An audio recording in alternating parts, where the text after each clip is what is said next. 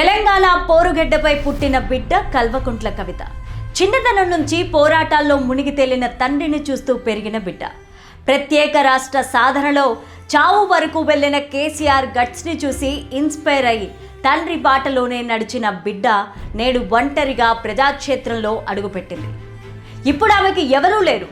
తండ్రి మాట్లాడు, అన్నా పట్టించుకోడు, బంధువులు చూడరు. కానీ ఎవరున్నా లేకపోయినా తన వెనక ప్రజలున్నారనే ఒకే ఒక్క నమ్మకంతో రాజకీయ క్షేత్రంలోకి అడుగు పెడుతున్నారన్న సందర్భంలో సౌత్ టీవీ ప్రత్యేక కథనం.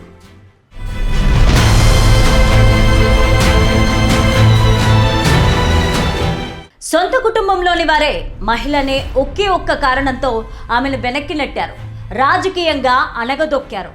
దీంతో ఆమె కుటుంబం గీసిన గీతను దాటి బయటకు వచ్చారు. ఒంటరి ప్రయాణం మొదలుపెట్టారు. ఈ క్రమంలో ఎన్నో అవరోధాలు దాటుకుంటూ వచ్చారు. ముఖ్యంగా జైలు జీవితం ఆమెలో ఎన్నో మార్పులు తీసుకొచ్చింది.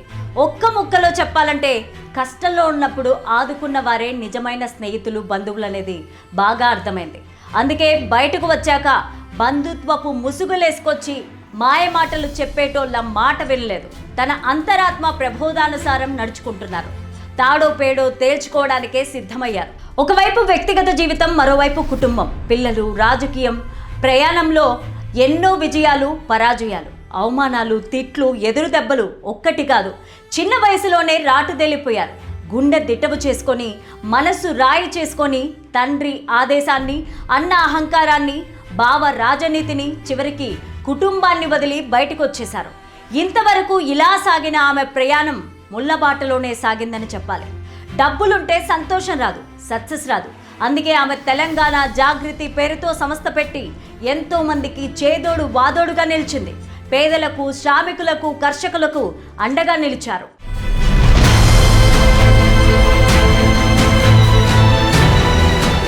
పదేళ్ల కేసీఆర్ పాలనలో బీసీలకు న్యాయం జరగలేదని, అధికార కాంగ్రెస్ పాలనలో వారి కన్నీళ్లు తుడవలేదని ఆమె చెప్పిన మాటలు తెలంగాణలో ఉవ్వెత్తున ఎగశాయి.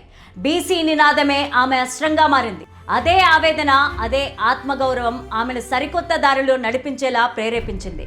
స్వరాష్ట్రం సాధించినా సరే తెలంగాణ ప్రజల బతుకులు మారలేదని ఆమె ప్రగాఢ విశ్వాసం.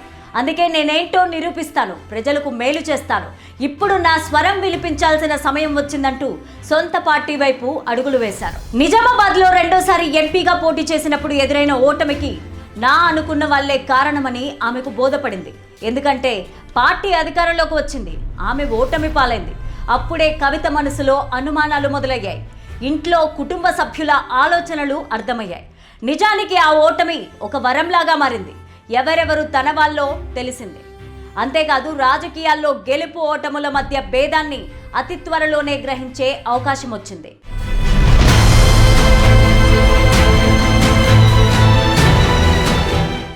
చివరికి అంతా అయిపోయింది. అయిన వాళ్లతో తెగదెంపులైపోయాయి. ఆ రోజు రాత్రి ఆమె ఒంటరిగా కూర్చుంది.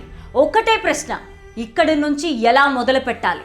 ఆ ఆలోచనల పరంపర నుంచి, ఓటములు నేర్పిన గుణపాఠాల నుంచి, నా అనుకున్న వారు చేసిన ద్రోహాల నుంచి, జైలు జీవితం నేర్పిన పాఠాల నుంచి, సామాజిక మాధ్యమాలు, వార్తలు, పరాభవాలు, ఇలాంటిది ఒకటి కాదు, అన్నీ 1 by 1 గుర్తొచ్చాయి. అంతే, ఒక్క క్షణం ఆమె కన్నీరు తుడుచుకుంది. ఇప్పుడు కావాల్సింది భయం కాదు, ధైర్యం.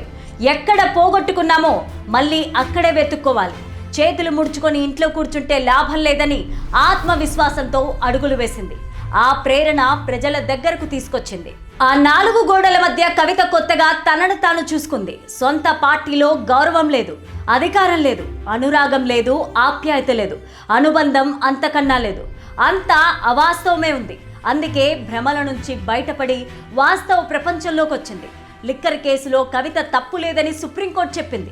నిర్దోషిగా బయటకు వచ్చింది. ఇప్పుడు తన ముందు ఒక్కటే లక్ష్యం ఉంది, ప్రజాక్షేత్రంలో గెలవాలి. మహిళ తలుచుకుంటే సాధించలేనిదంటూ ఏదీ లేదని మరొక్కసారి నిరూపించాలి.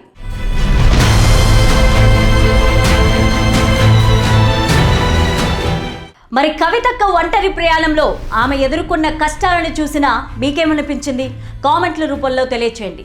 Thank you. చూస్తూనే ఉండండి విభిన్న కథనాల సమాహారం సౌత్ టీవీ.